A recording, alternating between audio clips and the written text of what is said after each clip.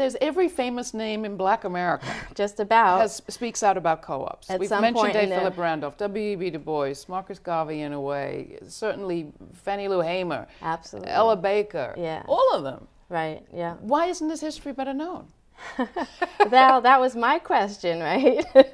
What happened? I was trying to figure out what happened, and then when I started talking about it, everybody kept telling me Black people don't do co-ops until I would lay out the story for them. So doing alternative economics, as we keep saying, and that's partly the name of why I named the book, right? It was dangerous, especially in the South. You could get lynched, right? Your stuff could get burned, you could get lynched. For why? Because you were being either too uppity by trying to do something on your own, or because you were actually challenging the white economic structure, right? And you weren't supposed to do that. The white economic structure actually depended on all these blacks needing, right? Having to buy from the white store, having to, rent from the white landowner, right? So they were going to lose out if you went and did something alternatively. And then they also lost power over you. And also, especially in the South, blacks in some counties were the majority. So the whites really couldn't, quote unquote, afford to let that happen. So definitely for slavery, we're talking about informal cooperative economics, so not an official co-op business or something, but just collectively raising money to buy somebody's freedom. So people would share, like one person might buy themselves out, then they would save money to buy their mother or their daughter or their wife or their father or that kind of thing. So that level of collectivity, people even consider the Underground Railroad to be a kind of collective activity, sort of collective economics, sharing of resources, that kind of thing. But the more official kind of relationships I found were what's called mutual aid societies. Health, death, health, widows and orphans, that kind of thing. And basically it was everybody puts in a certain amount every year or every month, and then whoever needs it gets to take it out. Organized labor then is the next group in the 1880s, so this is after the Civil War. We have a freed population. And some of the unions, a lot of them are not including blacks because they don't want the competition, and many of them would be racist. But there are some that see that as long as the working class is divided, they're not going to make it. So Knights of Labor is my best example. And for a 10-year period, they were doing integrated unions, which were promoting co-ops, both worker co-ops and farm co-ops, keeping resources, money into working class hands. The Knights of Labor, they actually had to do a lot of their work underground, clandestine. And in fact, even the integrated branches of the union had to have white leaders because blacks weren't accepted as leaders. So all the black, basically, members were black, but the leader would be white, and all the members would have to be underground because otherwise they could be lynched, mobbed, their co-ops burned, that kind of thing. At every stage, and really every group in the world has done this at every stage in history, they've needed co-ops to help, especially in marginalized cases where you're left out of the mainstream, to help you either create a living, do alternative work because you're not allowed in the mainstream work, that kind of thing. So throughout our history, the 30s during the Great Depression, with no jobs, no work, no money, no food, right?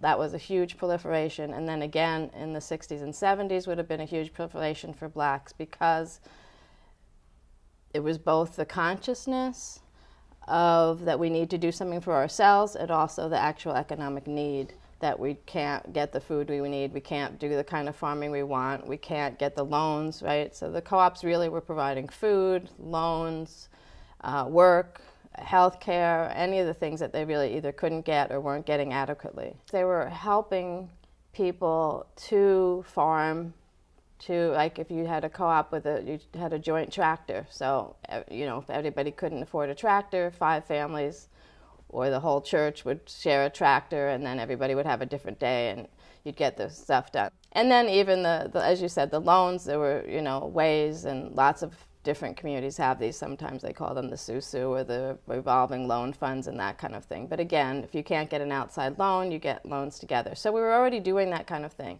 In the civil rights era, it not only became a necessity economically, but it became a necessity politically, because anytime you tried to assert yourselves politically, so joining a civil rights organization, registering to vote, the plantation block, meaning the white landowners, who was the old families who had been the masters in the enslavement periods, they would retaliate. And how did they retaliate? Well, many of the black farmers were actually sharecroppers. They didn't own the land they were farming. They were renters on the plantation block's land. So what do you do if you're mad with somebody for registering to vote?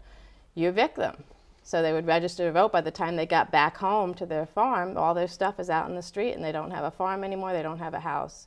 So what do you do? Well, if you have like Freedom Quilting Bee in Alberta, Alabama, Freedom Quilting Bee was actually women sharecroppers selling their quilts that they quilted in the winter, right? Making enough money to buy 23 acres of land to build a sewing factory so they could produce even more quilts.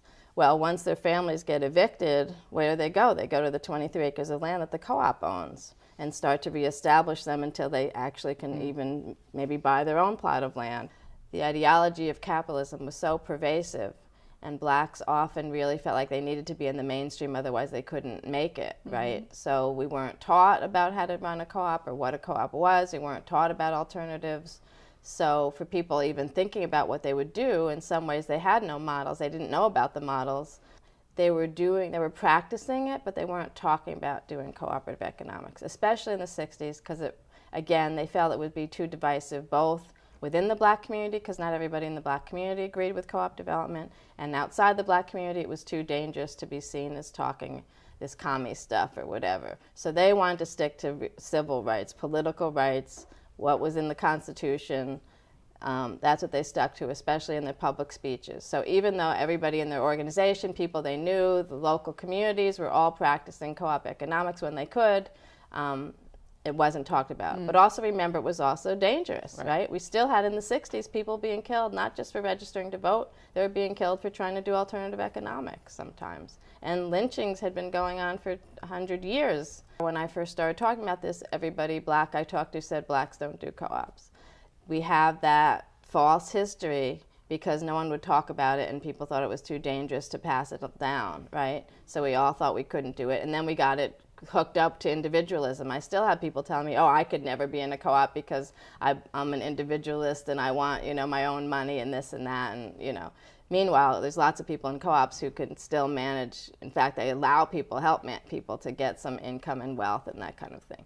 So it has, I think, made a toll in terms of us not being able to easily get people to think about it. But the minute I start telling my stories and giving the history, everybody finds a relative, a mother, a grandmother, an aunt, an uncle who were involved, and so suddenly it resonates. So that's why we're able now, I think the movement is also moving again, because people are seeing, oh yeah, somebody did do that before, oh, I see how that could work, oh, this makes a lot of sense, right? Especially now, so many people don't have a way out, they see this as something that can work.